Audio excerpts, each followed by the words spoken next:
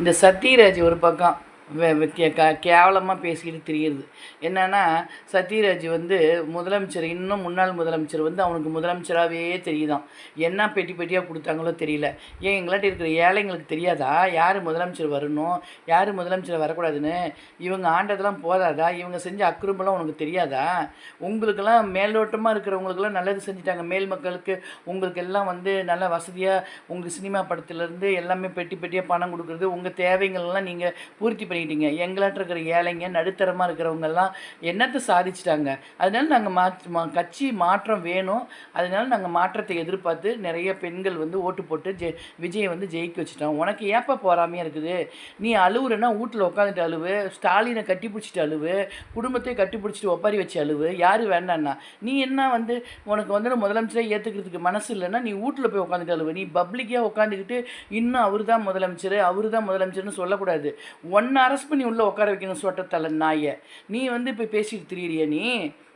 என்னது உனக்கு தெரியும்? மாற்றம் வரக்கூடாது, ஒரே கட்சி ஆண்டிகிட்டு இருக்கணுமா? ஏன் அப்போ தான் உனக்கு சலுகைலாம் வருமா? உனக்கு பேசுறதுக்கு என்ன அருகதை இருக்குது? நீ ஆதியிலேருந்து பார்த்துட்டு வந்துட்ட. நாங்களும் தான் ஆதியிலேருந்து பார்த்துட்டு வந்தோம். என்ன நடந்ததுன்னு எல்லாம் இடத்துக்கு தெரியும். மக்களை 41 பேர் செத்தாங்களே, அதை வந்து விஜய் மேலே சொல்கிறீங்களே, உங்களுக்குலாம் வெக்கமாக இல்லை?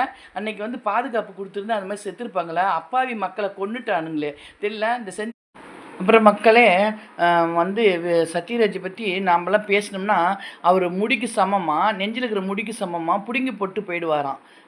அவ்வளோ இதாக பேசுவார். அவ்வளோ முடி இருக்கா தலையில் மண்டையில் ஒன்றும் இல்லை. அப்புறம் மண்டையில் மேலே இருக்கிற முடியே உனக்கு ஒன்றும் இல்லை. மண்டைக்குள்ளே உனக்கு என்ன இருக்க போகுது? வெறும் ஓடு தான் கழுத்தில் மாட்டிக்கிட்டு திரியிறீங்க. ஏதாச்சும் உனக்கும் மண்டையில் ஒன்றும் இல்லை, நீ இப்போ சொல்கிறவங்களுக்கும் மண்டையில் ஒன்றும் இல்லை. நீ வந்து இன்னும் அவங்கள முதலமைச்சர் ஆக்கிட்டு இருப்பியா? பாரு, தமிழ்நாட்டு பொம்பளைங்களாம் சேர்ந்தாங்கன்னு வச்சுக்க, உன்னை நாறு தோலாக கிழிச்சி தோரணம் போட்டுருவாங்க. என்ன நினச்சிட்டு நீ பேசுகிற? ஏன் விஜய் முதலமைச்சரை நீ ஏற்றுக்கிறதுக்கு உனக்கு முடியலன்னா நீ ஓரம் கட்டிட்டு போ. உன் பையனே ஓட்டு போடுறான், உன் மருமகளே ஓட்டு போடுறாங்க, உன் பையனே போய் விஜய் கட்சியில் தான் இருக்கிறாங்க. அந்த மாதிரி ஒவ்வொரு குடும்பத்துலேயும் ஒவ்வொரு தாய்ங்களும் ஒவ்வொரு பசங்களும் விஜய் தான் வேணும். ஏன் எம்ஜிஆர் மாதிரி விஜய் நினச்சா உனக்கு என்ன? ஏன் உனக்கு போறாமையாக இருக்குது? 2.5 வருஷத்தில் ஒரு கட்சி ஆரம்பித்து வந்து முதலமைச்சராக வந்துட்டாங்கன்னா அப்படியே தாங்க முடியல உனக்கு. உனக்கு ஒரு பக்கம் புகை ஏறுது, ரஜினிக்கு ஒரு பக்கம் புகை ஏறுது, இந்த மாரிதாஸ்னு ஒரு நாய், அந்த நாய் தெருப்பொறிக்கு நாய், அவனுக்கு ஒரு பக்கம் அடியில் பிடுங்கிட்டு போகுது. அதை அவனை அரெஸ்ட் பண்ணி வெளியவே வரக்கூடாது. அவன்லாம் தப்பாக பேசிகிட்டு இருக்கிறாங்க. எத்தனை யூடியூப் இருங்க எவ்வளோ நல்லா பேசுகிறாங்க. உனக்கு தாங்க முடியல உன்னால். நீ ஜெயிக்கிறது, நீ ஒரு கட்சி ஆரம்பிக்கிறது, நீ ஜெயிக்கிறது, நீ ஒரு கட்சி ஆரம்பித்து நீ ஜெயிச்சு எடுத்து போய் என் கட்சியில் ஜெயித்தவங்களாம் எடுத்து போய் கலைஞர்கிட்ட கொடு, அவரும் ஜெயிக்கிட்டோம், 2 பேரும் ஒன்றா சேர்ந்துட்டு கட்சி ஆரம்பிங்க.